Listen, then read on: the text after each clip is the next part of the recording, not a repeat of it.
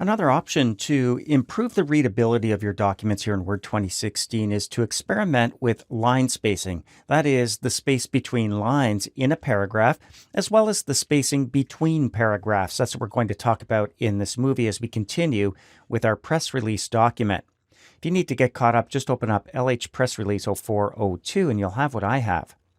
Let's just click anywhere in the paragraph that starts with San Francisco, CA. As long as your cursor's in that paragraph, we'll be able to see some of the options that are available to us for paragraph spacing. Well, to adjust the spacing between paragraphs and even see what the current spacing is, all we do is go to the paragraph group on the ribbon and click the icon with the double arrows pointing up and down. This is line and paragraph spacing. Give it a click. What you're going to see is a check mark next to the current spacing, which is 1 or single.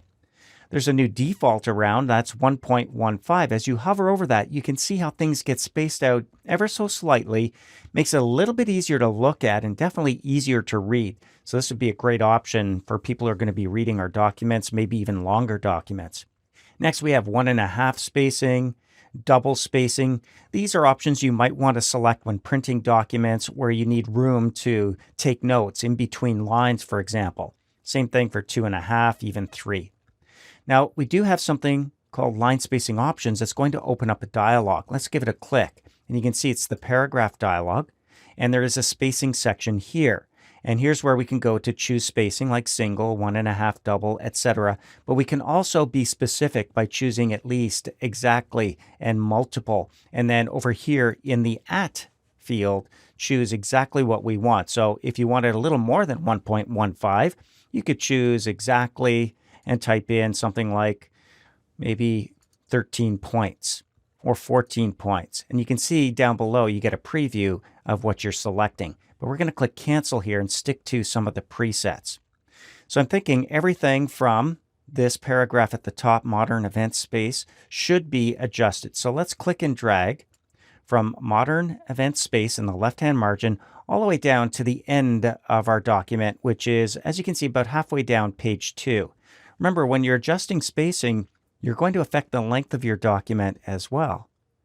All right, let's go back to that button to adjust line spacing and go to 1.15. Give it a click. Now that looks pretty good. It's much easier to look at, easier to read. And you will notice that in between the paragraphs, there is some space as well. Looks like when we click in between those paragraphs, our cursor flashes on a blank line. As we go up a little further, looks like a couple of blank lines here, and we probably don't need both of those. So we could hit the backspace key to take one out, and that would look fine. But really, when you're creating documents and you want space between paragraphs, it's best not to create that space yourself and instead let Word take care of it. That's where the spacing between paragraphs should be adjusted.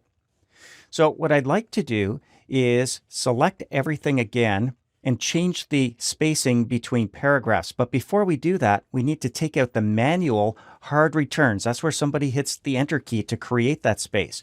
So I'm going to hit the backspace key on each blank line to take out those extra spaces. Now, Word knows where the Enter key was pressed, and of course we pressed it again to create the blank line. But when Word takes control of the blank space, we know it's always going to be right. And we won't end up with doubles, for example, too much or too little space. We can be very specific. So taking out all the spaces, you can see it looks like one big long paragraph, but it's not. Now we're going to go back and select everything from modern event space here in the left-hand margin, clicking and dragging all the way down to the end of the very last paragraph with that phone number. All right, with that selected, we can now go back up to our line spacing and paragraph spacing button, and you'll see we can add space before or after a paragraph. Now, if you wanted to, you could add space before and after by going back to line spacing options.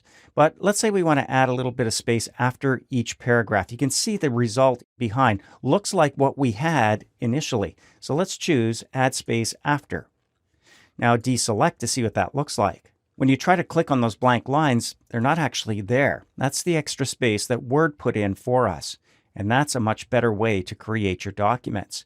The only issue I see is I might like these two paragraphs to appear as one, and I can't come in here and take out the blank line. But what you can do is click in front of the N in Newly, hit your backspace key, hit it again until it's back up on the first line, and now hold down your Shift key and press Enter. You can see what happens.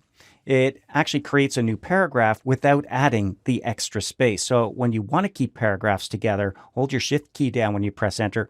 Otherwise, when you go down to the end of a paragraph, like the very last paragraph here after the period, and press Return or Enter on the keyboard, you can see the extra blank line is added for you, and you're ready to start typing. I'm going to take that out, including the hard return. So that's a quick intro to not just line spacing between lines in a paragraph, but spacing between paragraphs in a document here in Word 2016.